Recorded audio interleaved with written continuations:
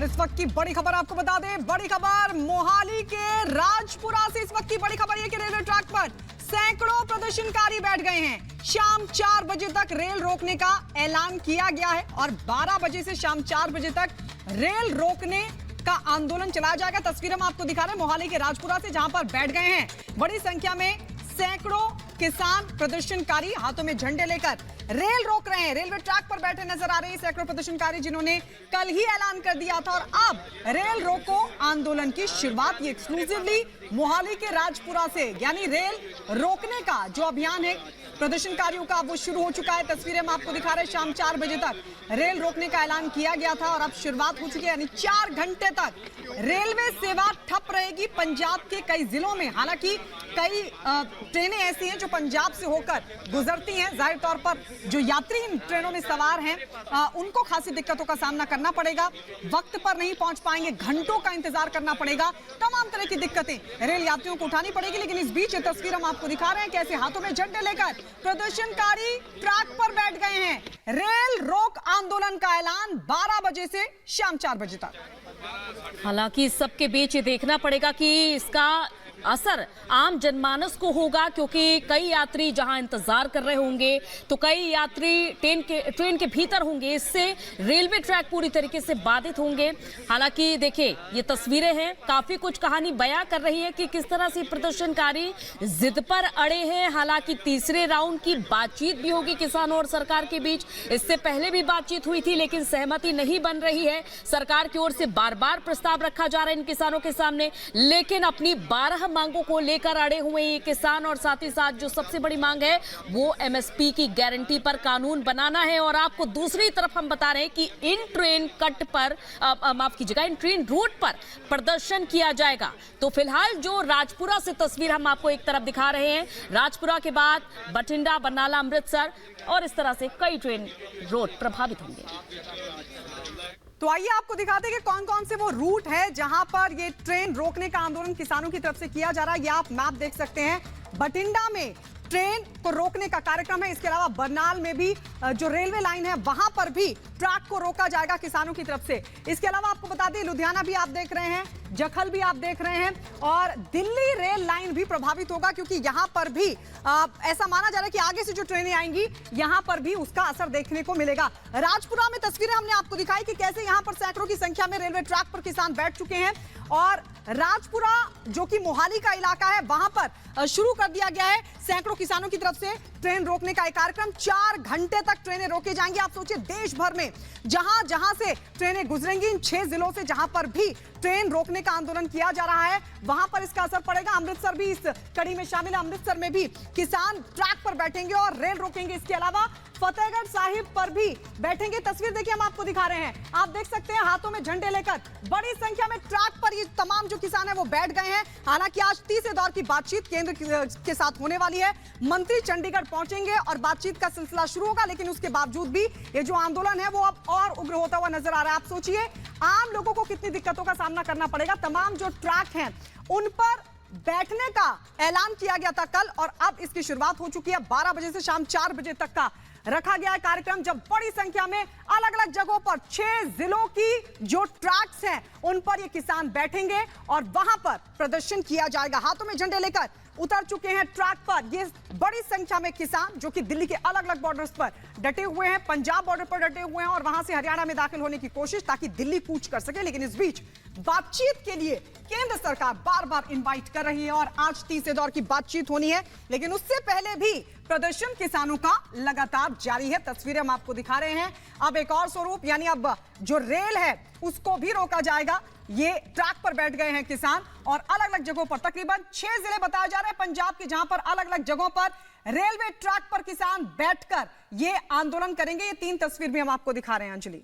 तो रेल रोकने की पूरी कोशिश की जा रही है। देखिए ये 3 तस्वीरें, 3 कैमरे आपको तस्वीरें दिखा रहे हैं कि किस तरह से किसानों की तरफ से लगातार प्रदर्शन किया जा रहा है।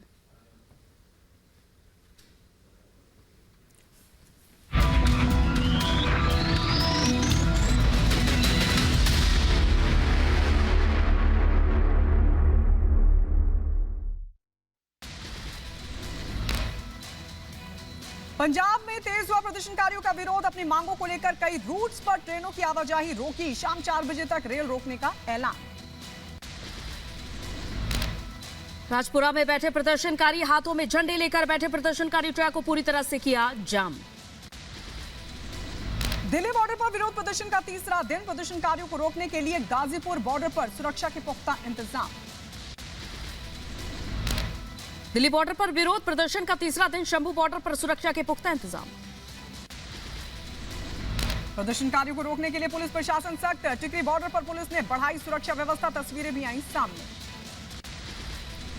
गाजीपुर बॉर्डर के बंद होने से लोगों की मुश्किलें बढ़ी। एम्बुलेंस को भी घूमकर जाना पड़ रहा है। सरकार के साथ बैठक को लेकर सरवन सिंह पंधेर का बयान। आज सकारात्मक मूड के साथ बैठक में होंगे शामिल। पूरा भरोसा निकलेगा सकारात्मक समाधान। प्रदर्शनकारियों के प्रदर्शन के लिए दिल्ली के लोगों की बड़ी मुश्किल। जीटी करनाल रोड और मुकरबाद चौक पर लंबा जाम लगा।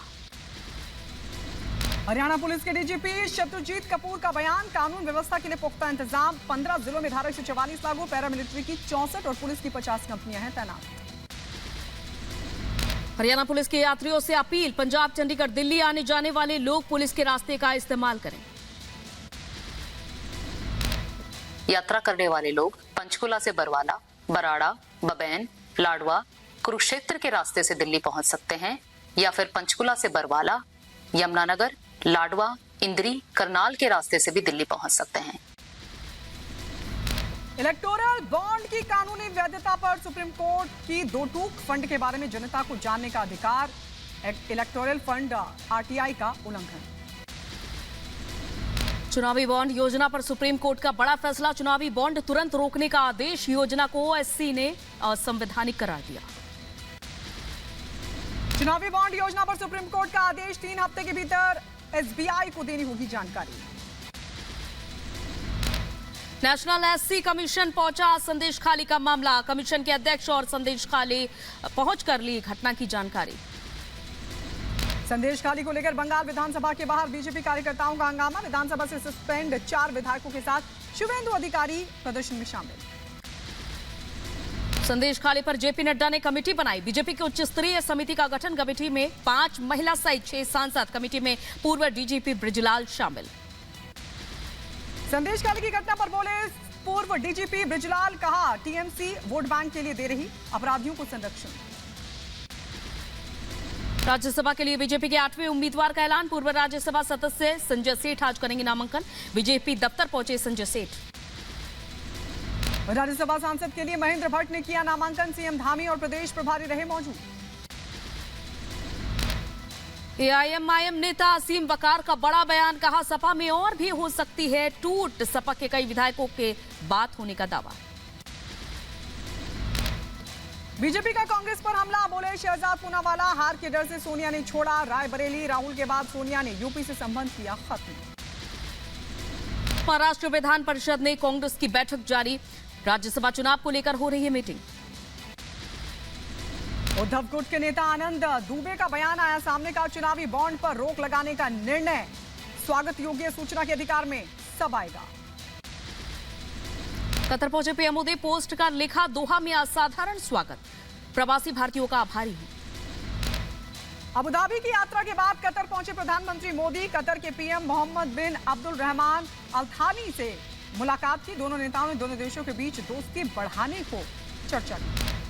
अरविंद केजरीवाल को ईडी के समन पर बौखलाई आप। सांसद सुशील गुप्ता ने कहा कि बीजेपी को संविधान में विश्वास नहीं, झूठ बोलती है बीजेपी।